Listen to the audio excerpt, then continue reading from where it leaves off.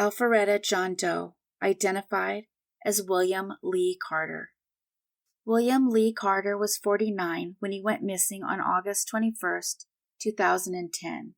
There isn't a lot of information online about this case, but it's clear that Willie, as he liked to be called, was reported missing by someone. Flyers were also uploaded to NamUs in 2013, stating that Willie was missing and that he had a seizure disorder, and it lists that he was last seen in Roswell, Georgia. In early 2022, a suggestion was submitted to the Doe Network by a user regarding a possible match with the John Doe found in Alpharetta, Georgia. The Doe was found on December 30th, 2011. Partial remains were found in a wooded area near the Bluegrass Valley Parkway in Alpharetta, Georgia. It was pretty amazing that there was even a suggestion, as there was no recreation at all. All that was found was a black and white Nike Air sneakers that are displayed here, along with a brown leather belt and Levi jeans. The Roswell police would eventually confirm it was Willie. There wasn't a lot of information, so I considered not covering it, but like several of the others I covered this time, Willie still hasn't been claimed. Someone cared about him enough to make a report, but his NamUs profile is still up. I hope someone changes that. Willie and those like him deserve more. We all do. Names and respect. William Lee Carter went unidentified for 10 years. The Astoria Jane Doe, identified as Leslie Page Hickman. Leslie Hickman was born in 1942, and he grew up in Washington County and Grants Pass, Oregon. After high school, he would move on his own to Portland and sometimes spend time in Umatilla, which is about 200 miles east of the Portland area. He'd been working as a landscaper, and because of this, he traveled a lot. And it further complicated the situation for his family when he disappeared in late 1967 or early 1968. He would likely have been 25 at the time. His family didn't even know how to pinpoint where it was he disappeared. He just suddenly stopped contacting them. Unbeknownst to his family, about 36 years after Leslie disappeared, the remains of a man were found in Tillamook State Forest off Highway 26 in October of 2004. There's no reason they would have ever have guessed it was Leslie. In addition to the time lapse, no recreation was ever made, and the cause of death couldn't be determined. It would take DNA, which eventually pointed to the missing man. His family confirmed he had been missing since the late 60s. How he ended up there and why is still a mystery, one that might not be solved unless people come forward to say what he was doing at the time. The number is found on your screen. Anything known, even minor, might be helpful. Leslie Hickman was missing for 55 years. He was an unidentified Jane Doe for almost 18. Leslie passed away at 25. Had he lived, he'd be 80 years old today. The Benton County Jane Doe, identified as John Rollins Jr.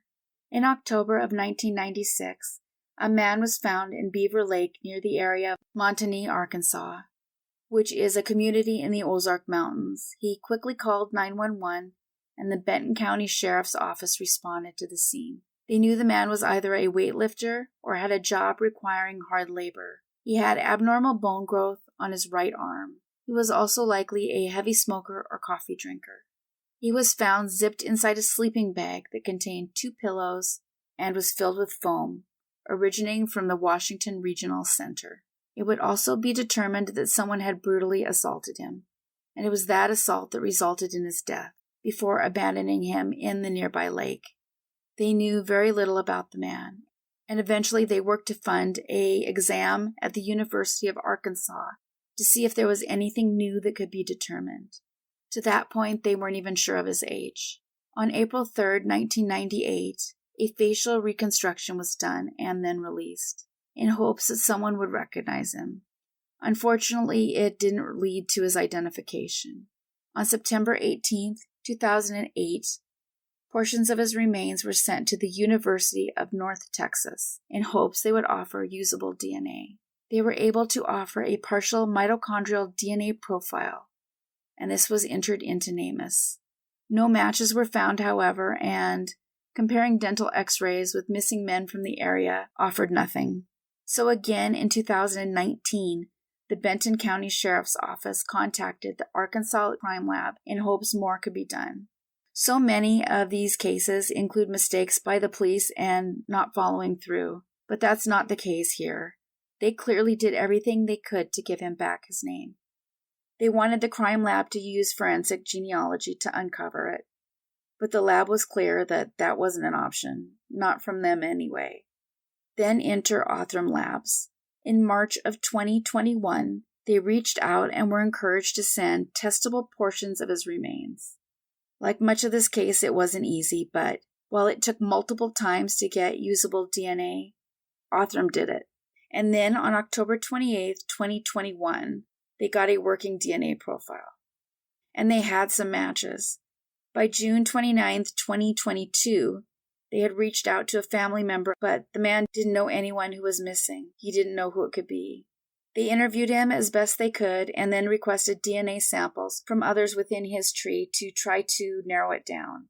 By September 17, 2022, their work arrived at a family that listed a son as deceased in an obituary. It was pretty good work by the genealogists because they tried to confirm whether or not this was in fact John Rollins Jr., who happened to have an obituary online. They searched Social Security records, and it was clear nobody was using his Social Security number.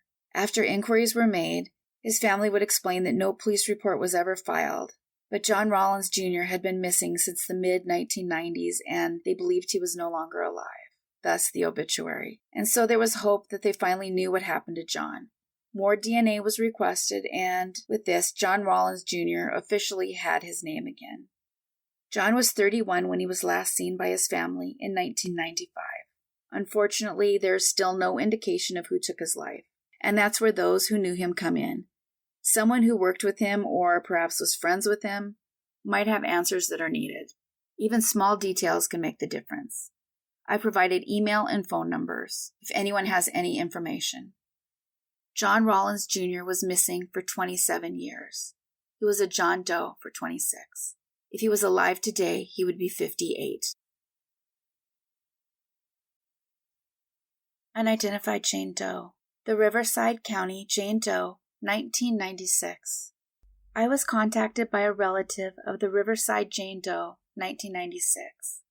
Cecilia found herself being contacted by a person who was doing genetic DNA research for this specific case. It turns out she was related, but she didn't know who this woman was. While she didn't know of anyone in her family that was missing, her DNA still may help solve the puzzle.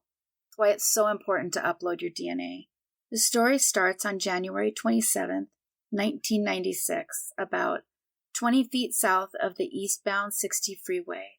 This was about a mile and a half east of Gilman Springs Road.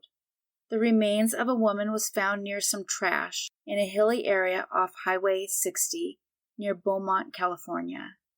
The woman was wearing a purple, long-sleeved turtleneck shirt, blue pants, and a dark gray sweater. Her clothing was clean and well-maintained, so she likely wasn't homeless. The same goes for her dental care. She'd received dental care, and she was wearing quite a bit of jewelry, including a yellow metal wristwatch with a flower-shaped cover. It had multiple stones on top, with a red one in the center.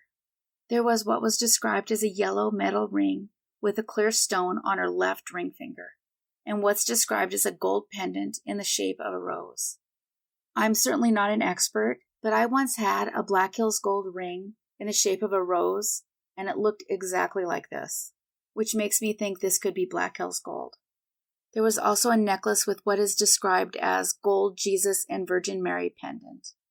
Homicide investigators responded to the scene 26 years ago, finding her just hours after she passed due to a GS wound to the head. She suffered extensive trauma, and as a result, she wasn't visually identifiable. She was of Hispanic descent, and the two names that came up the most in her genetic DNA search was the surnames of Rivera and Duran, with Rivera being the one that came up the most. Her line of ancestors appeared to have mainly originated in Durango, Mexico, eventually migrating to the United States, mostly within California. They believe the young woman was likely 30 to 45, which, if correct, would likely mean someone within the Rivera or Duran families are missing someone with a birth date ranging from about 1951 to 1966. She was around 5'1" and 130 pounds. They also noted that she'd had at least one child, as she had a cesarean scar. If anyone has any idea who she might be, please call the contact number on the screen or submit an anonymous tip. The tip link is given on the screen. The Riverside Jane Doe, 1996, has gone unidentified for 26 years. As always, thank you so much for watching. Please consider subscribing and hitting the bell so you don't miss new episodes. So if you enjoy the content here and you're not sure, take a peek to see if you're subscribed. Take care of yourselves and each other.